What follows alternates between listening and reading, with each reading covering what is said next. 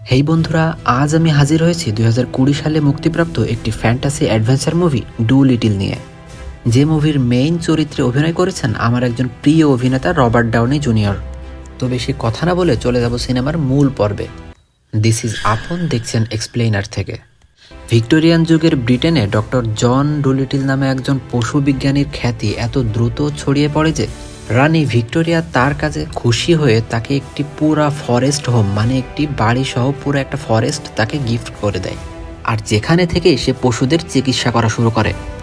এখানে মজার ব্যাপার হলো ডক্টর ডুলিটিল যে কোনো পশুর ভাষা খুব সহজেই বুঝতে পারে এবং তাদের সাথে কথাও বলতে পারে।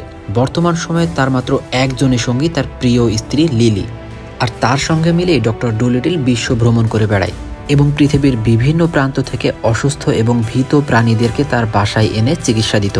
কিন্তু হঠাৎ একদিন লিলি তার প্রিয় পাখি পলিকে নিয়ে সমুদ্র ভ্রমণে বের হয়, আর গন্ডগোলটা হয় সেখানেই। একটি বিশাল সামুদ্রিক ঝড়ের কবলে পড়ে দুর্ভাগ্যবশত লিলি সেখানেই মারা যায়। আর পলি নামক সেই পাখিটি লিলির কাছ থেকে একটি আংটি নিয়ে ফিরে আসে ডক্টরের কাছে, যেটা লিলির স্মৃতি হিসেবে ডক্টর আজীবন নিজের কাছে রেখে দেয়। কিন্তু সমস্যা হলো লিলিকে হারিয়ে ডক্টর এতটাই বিচলিত হয়ে পড়ে যে পুরোপুরি ওই বাড়িটি সে বন্ধ করে দেয়, যেখানে সে পৃথিবীর বিভিন্ন প্রান্ত থেকে আনা বহু প্রজাতির প্রাণীর দেখভাল করত। এরপর সে বাইরের জগৎ থেকে পুরোপুরি আলাদা হয়ে পড়ে এবং পৃথিবীর বিভিন্ন প্রান্ত থেকে আনা ওইসব পশু পাখির সাথে জীবন কাটাতে শুরু করে। এবার এই সময় থেকে বহু বছর পর টমি নামক একটি ছেলে তার বাবার সাথে ওই বাংলো বাড়ির আশেপাশেই পাখি শিকারে আসে। দুর্ঘটনাবশত কেবিন নামক একটি কাঠবিড়ালিকে গুলি করে সে আহত করে ফেলে, যেটা দেখেই টমি যখন মর্মাহত হয়ে পড়ে তখন পলি নামক ডক্টর ডুলিটিলের সেই পাখিটি টমি এবং সেই কাঠবিড়ালিকে নিয়ে উপস্থিত হয় ডক্টর ডুলিটিলের কাছে। আসলে পলি অনেক দিন ধরে চেষ্টা করছিল ডক্টর যেন আগের মতো সাধারণ মানুষের সাথে চলাফেরা করে, কিন্তু সেই কাজে সে বারবার ব্যর্থ হচ্ছিল, যেই কারণে টমিকে সে এই স্থানে নিয়ে আসে। কারণ তার বিশ্বাস টমি হয়তো ডক্টরকে আবার আগের জীবনে ফিরে যাওয়ার জন্য সাহায্য করতে পারবে। টমি যখন পলির সহায়তায় সেই কাঠবিড়ালিকে নিয়ে ডক্টরের কাছে এসে তাকে চিকিৎসা করতে বলে, তখন ডক্টর খুব ক্রুদ্ধভাবে রেগে তাকে জানিয়ে দেয় এইখানে কোনো মানুষের প্রবেশ নিষেধ। তাই টমি যেন এখনই এই বাড়ি ছেড়ে বের হয়ে যায়। এবার এই একই টাইমে আমরা দেখতে পাই রানী ভিক্টোরিয়ার একজন গৃহ পরিচালিকা লেডি রোসো সেখানে এসে হাজির হয় এবং ডক্টরকে রাজপ্রাসাদে নিয়ে যাওয়ার জন্য অনুরোধ করে। কারণ রানী ভিক্টোরিয়া এখন গুরুতর অসুস্থ, তাই রানী নিজেই তাকে ডেকে পাঠিয়েছেন। তাকে দেখেও ডক্টর ডুলিটিল জানিয়ে দেয় সে এখন সাধারণ মানুষের চিকিৎসা বন্ধ করেছে, তাই এই স্থান থেকে অন্য কোথাও যাওয়ার তার প্রশ্নই আসে না। এটা শুনে পরিচালিকা রোজ যখন তাকে জানায় রানী ভিক্টোরিয়া মারা যাবার পর তার এই বাংলো বাড়ি আবারও রাজ পরিবারের হাতে ফিরে যাবে, তখন ডক্টর ডুলিটিল শুধুমাত্র তার এই বাড়ি হাতছাড়া না হওয়ার জন্য এই প্রস্তাবে রাজি হয়। সকলের কথা মতো প্রথমে সেই কাঠবিড়ালির চিকিৎসা করে এবং লেডি রোসের সঙ্গে রাজপ্রাসাদে যাওয়ার জন্য প্রস্তুত হয়। তাই এখন যেহেতু কিছু পশু পাখি তার সমস্ত কাজে হেল্প করে, তাই কিছু পশু পাখি সহ একটি উট পাখির পিঠে চড়ে সে রাজপ্রাসাদে হাজির হয় এবং যেখানে সে প্রথমেই দেখতে পায় বর্তমান সময়ে রানীর চিকিৎসা করছে তার একজন বহু আগের প্রতিদ্বন্দ্বী ডক্টর ক্লেয়ার মার্টফ্লাই। কিন্তু ডুলিটিল তার সঙ্গে কথা না বাড়িয়ে রানীকে দেখার জন্য তার এক পোষা কুকুর জিপকে কাজে লাগিয়ে দেয়, যে বেশ কিছুক্ষণ রানীকে পর্যবেক্ষণ করার পর ডক্টর ডুলিটিলকে জানায় রানী ভিক্টোরিয়াকে বিশেষ এক ধরনের বিষাক্ত নাইট সাইড খাওয়ানো হয়েছে, আর যেই বিষ থেকে একমাত্র মুক্তি পাওয়া যাবে ইডেন গাছের জাদুকরী ফলের মাধ্যমে। আর ওই ফল ছাড়া রানীকে বাঁচানোর আর কোনো উপায় নেই। ফলে এই অবস্থায় ডক্টর ডুলিটিল সিদ্ধান্ত নেয় সে যে কোনো উপায়ে ইডেন গাছের ওই জাদুকরী ফল জোগাড় করে আনবে।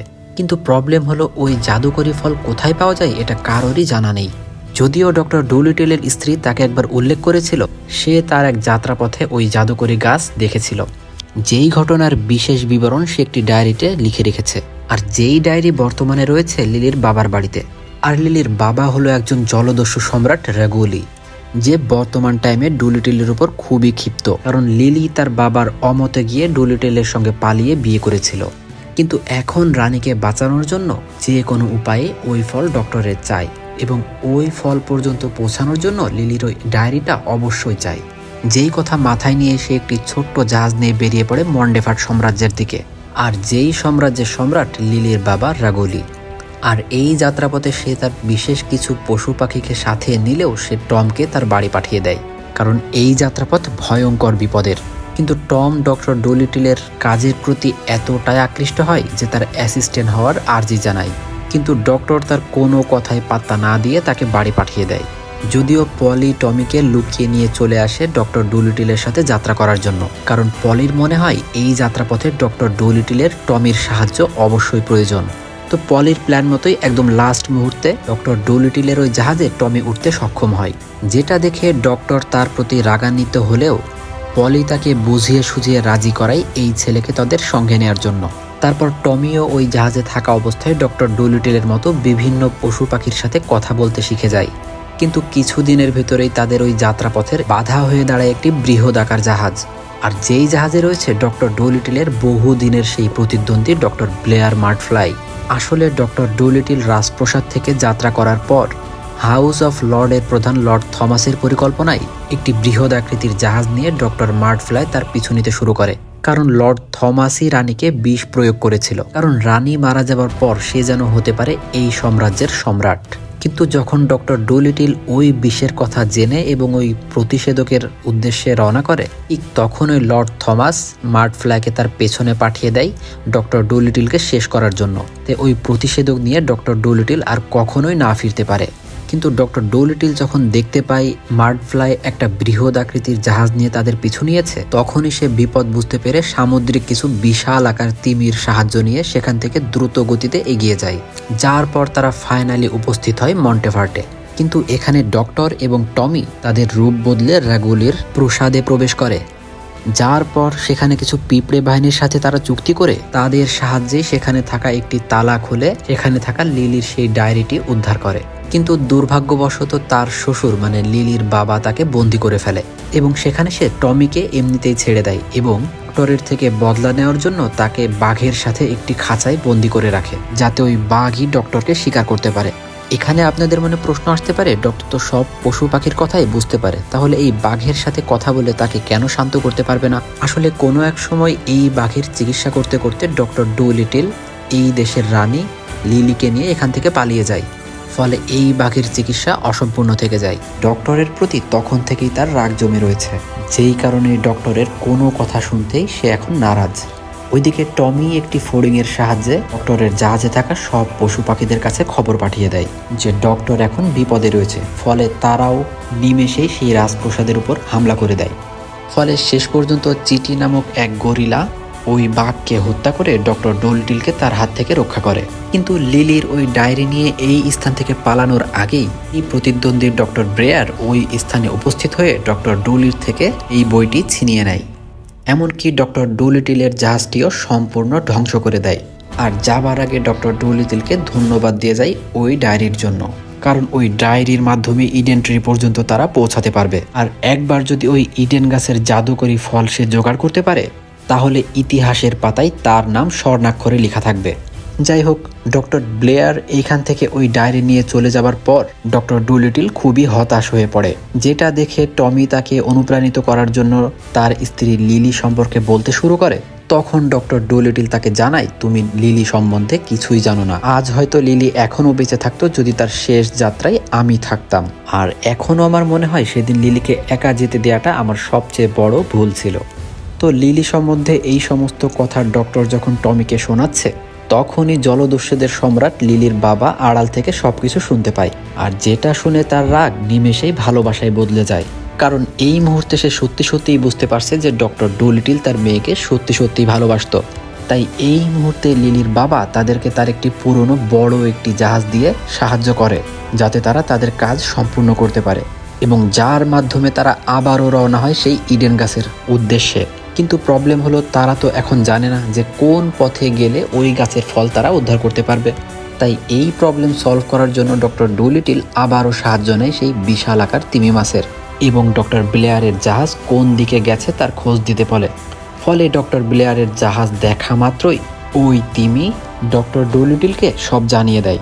ফলে কিছুদিনের মধ্যেই ডক্টর ডুলিটিলও উপস্থিত হয় সেই দ্বীপে, যেখানেই রয়েছে সেই ইডেন ট্রি।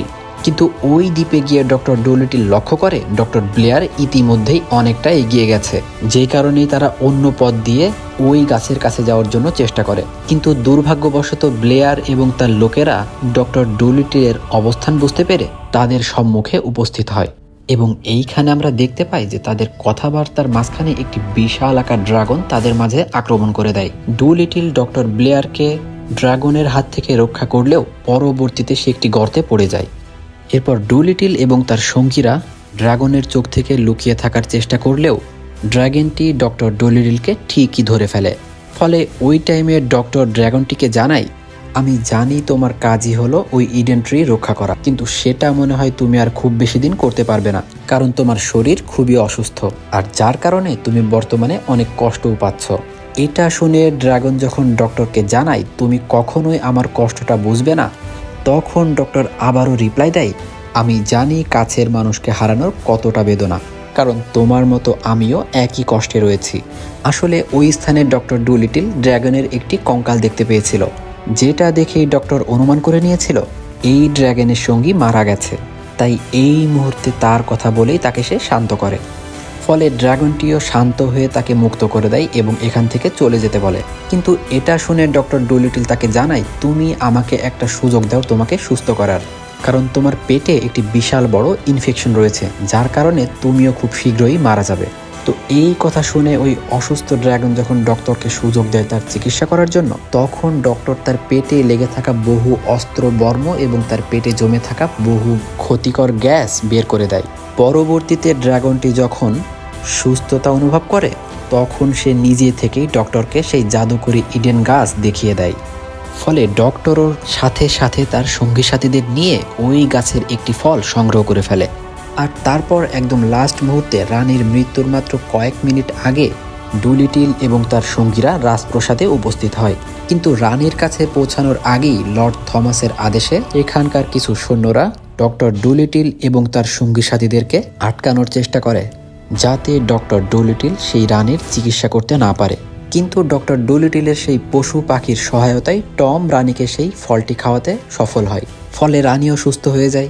এরপর ডক্টর ডুলিটিল তার একটি কাঠ পোকার সাহায্যে জানতে পারে লর্ড থমাসের প্ল্যানে রানীকে বিষ পান করানো হয়েছিল, আর যার প্রমাণ হলো ডক্টর থমাসের পকেটে এখনও সেই নাইট সাইডের শিশি রয়েছে। আসলে ডক্টর ডুলিটিল তার অভিযানে বেরোনোর আগেই এই কাঠপোকাকে সবার আড়ালে একটি ফটো ফ্রেমের ভেতরে লুকিয়ে রেখেছিল, আর যে সবার আড়ালে সমস্ত কিছুর উপর নজর রাখছিল। আর সেই কাঠপোকায় এখন ডক্টরকে সমস্ত ঘটনা জানিয়ে দেয়। তো ডক্টরের কথা মতো থমাসের পকেট থেকে যখন ওই বিষের শিশি উদ্ধার করা হয়, তখন থমাস সেখান থেকে পালানোর চেষ্টা করে, কিন্তু ডক্টর এবং তার সঙ্গী সাথীদের সহায়তায় তাকে গ্রেপ্তার করা হয়। ফাইনালি রানী ভিক্টোরিয়াকে সুস্থ করার জন্য ডক্টর ডুলিটিল এবং তার সঙ্গী সাথীদেরকে ধন্যবাদ জানায়। যার পর দেখা যায় ডক্টর ডুলিটিল তার সেই চিকিৎসালয় সাধারণ মানুষের জন্য আবার ওপেন করে দেয়, যা তার স্ত্রী লিলি সবসময় চাইতো। আর টমি ফাইনালি তার অ্যাসিস্ট্যান্ট হিসেবে নিযুক্ত হয়। আর এরপর সিনেমার পোস্ট ক্রেডিট সিনে দেখা যায় ওই যে ডক্টর ব্লেয়ার ড্রাগনের সাথে ফাইট করার সময় একটি গর্তে পড়ে গিয়েছিল, সে সেখানে থেকে কিছু বাদুরের সাথে ডক্টর ডুলিটিলের মতো কথা বলার চেষ্টা করে, কিন্তু অপ্রত্যাশিতভাবেই ওই বাদুরগুলোই ভয়ঙ্করভাবে তাকে ঘিরে ফেলে। আর এখানেই এই মুভি সমাপ্ত হয়। ওকে বন্ধুরা, আজকের ভিডিওটি এ পর্যন্তই ছিল। ভিডিওটি কেমন লাগলো সেটা অবশ্যই জানাবেন এবং সাবস্ক্রাইব করে এক্সপ্লেইনার আপনের সাথেই থাকবেন। দেখা হবে পরের কোনো একটি এক্সপ্লেনেশনে। সেই পর্যন্ত এক্সপ্লেইনার আপনের সাথেই থাকবেন। ধন্যবাদ।